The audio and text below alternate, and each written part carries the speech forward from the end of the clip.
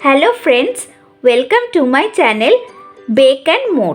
শীতের আমেজে পিঠে পুলি খাওয়ার মজাই আলাদা। সেজন্য আজ আমি আপনাদের সাথে দুধ পুলি পিঠার রেসিপি শেয়ার করছি। দুধ পুলি এভাবে বানালে ঠান্ডা হলে শক্ত হবে না আর দুধে ফোটালে ভেঙেও যাবে না। এটা বানাবার সময় আমি অনেকগুলো টিপস দিয়েছি, যেগুলো ফলো করলে আপনিও পারফেক্ট আর নরম পিঠে তৈরি করতে পারবেন। দেখুন কতটা নরম হয়েছে এই পিঠেগুলো।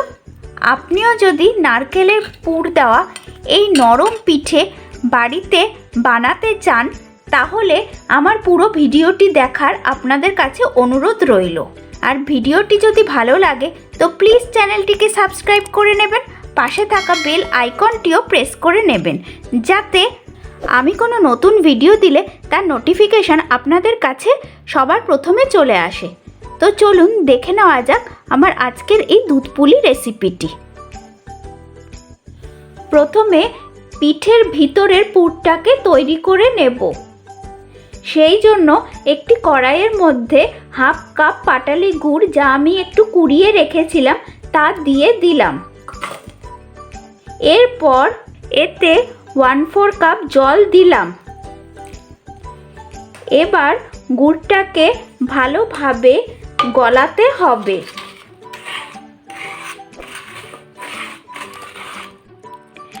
দেখুন গুড়টা নাড়তে নাড়তে গলে গেছে।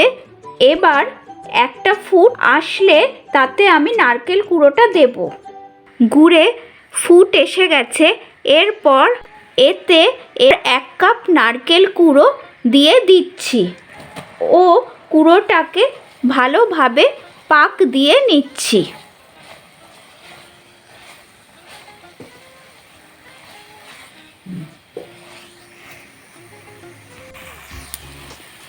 এইভাবে নারকেল কুড়োটাকে গুড়ের সাথে ভালোভাবে মিশিয়ে নিতে হবে। কন্টিনিউয়াস নাড়তে হবে, না হলে নিচে লেগে যেতে পারে। এইভাবে নাড়তে নাড়তে যখন নারকেলটা আর গুড়ের মিশ্রণটা আঠা আঠা হয়ে আসবে বা দলা পাকাবে, তখন নামিয়ে নিতে হবে। এখন আমি এটা এবার নামিয়ে একটি প্লেটে তুলে রাখছি। পুলি পিঠের ভেতরের নারকেল পুরটা আমি একটি প্লেটে তুলে নিয়েছি। এরপর পিঠের বাইরের আবরণটা বানিয়ে নিচ্ছি। তার জন্য একটি আবার কড়াই হিটে বসিয়ে 2.5 কাপ জল প্যানে দিচ্ছি।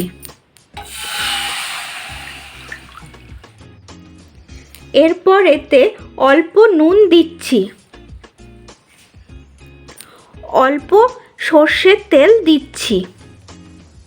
এরপরে জলটা একটু ভালোভাবে ফুটতে দিতে হবে। জল ফুটে গেছে। এরপর 2 কাপ চালের গুঁড়ো আমি দিয়ে দিচ্ছি।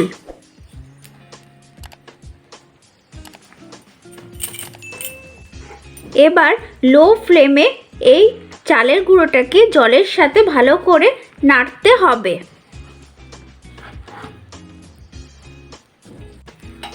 ভালোভাবে মিশিয়ে নিতে হবে।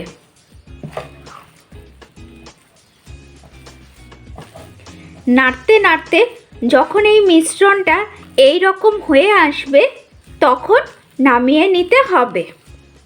আমি এটা এবার নামিয়ে নিচ্ছি। চালের মিশ্রণটা আমি এখানে একটি প্লেটে নামিয়ে নিয়েছি।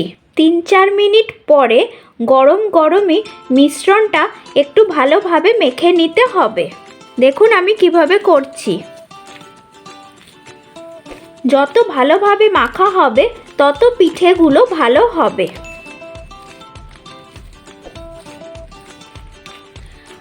আমি প্রায় 5-6 মিনিট ধরে মিশ্রণটা মেখে নিয়েছি। এবার চালের মাখা মণ্ড থেকে ছোট ছোট লেচি কেটে নিচ্ছি। দেখুন এভাবে করছি।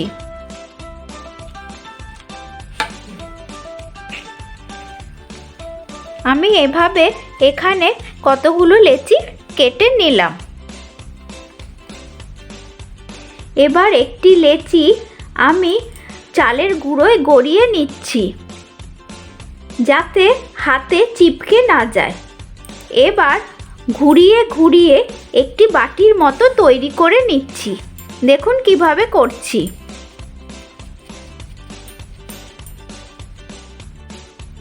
এরপর এতে আমি পরিমাণ মতো নারকেলের পুর দিয়ে মুখটা পুলির আকারে গড়ে নিচ্ছি। বন্ধুরা, আপনারাও এভাবে করবেন। চাইলে সাইডগুলো একটু মুড়ে দিয়ে একটু ডিজাইন মতো করে দিতে পারেন। এরপরে আমি প্লেটে সরিয়ে রাখছি। আরেকটা আমি আবার করে দেখাচ্ছি। আবার চালের গুঁড়োয় গড়িয়ে নিচ্ছি। এরপর ঘুরিয়ে ঘুরিয়ে একটু বাটির শেপ দিচ্ছি ও ভেতরে পরিমাণ মতো নারকেলের পুর ভরে নিচ্ছি।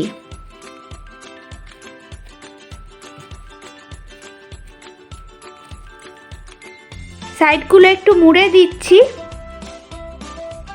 নারকেলের পুরটা বেশি দেবেন না, তাহলে আবার বেরিয়ে যেতে পারে।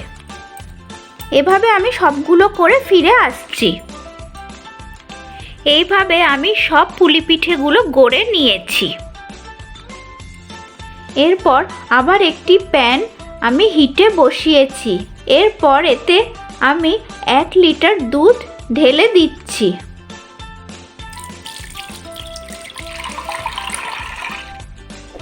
দুধ ভালো করে গরম হয়ে গেছে। এবার এর থেকে কিছুটা দুধ আমি তুলে নিচ্ছি।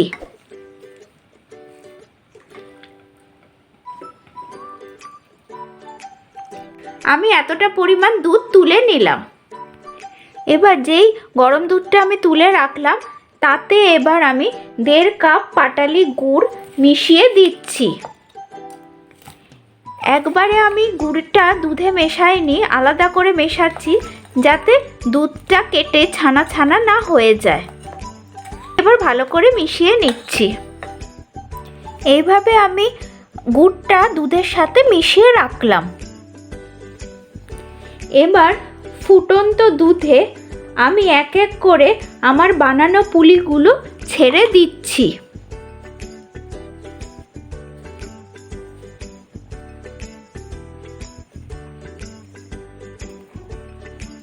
সব পুলিগুলো আমি দুধে ছেড়ে দিয়েছি। এবার এটাকে আমি ঢেকে দিচ্ছি 10 মিনিটের জন্য, যাতে পুলিগুলো দুধে সেদ্ধ হয়ে যায়। ফিরে আসছি 10 মিনিট পরে। অন্যদিকে আমি 1 চামচ চালের গুঁড়ো নিয়েছি, তাতে 1 টেবিল স্পুন আমি জল মিশিয়ে একটি গোলা বানিয়ে নিচ্ছি। এটা এবার সরিয়ে রাখছি। ফিরে এলাম 10 মিনিট পরে। এবার ঢাকনাটা খুলে দেখি পুলিগুলো সেদ্ধ হয়েছে কিনা। পুলিগুলো ভালো করে সেদ্ধ হয়ে গেছে। এরপরে আমি গুড়ের মিশ্রণটা এর মধ্যে ঢেলে দিচ্ছি। এবার আবার 5 মিনিটের জন্য ফুটতে দিচ্ছি। ফিরে আসছি 5 মিনিট পরে। 5 মিনিট পরে এরপরে যেই চালের গোলাটা আমি তৈরি করে রেখেছিলাম সেটা দিয়ে দিচ্ছি। যদি দুধটা আগে থেকেই ঘন থাকে তাহলে এই চালের গুঁড়োর মিশ্রণটা দিতে হবে না, দিলে আরও ঘন হয়ে যাবে, তখন খেতে আর ভালো লাগবে না।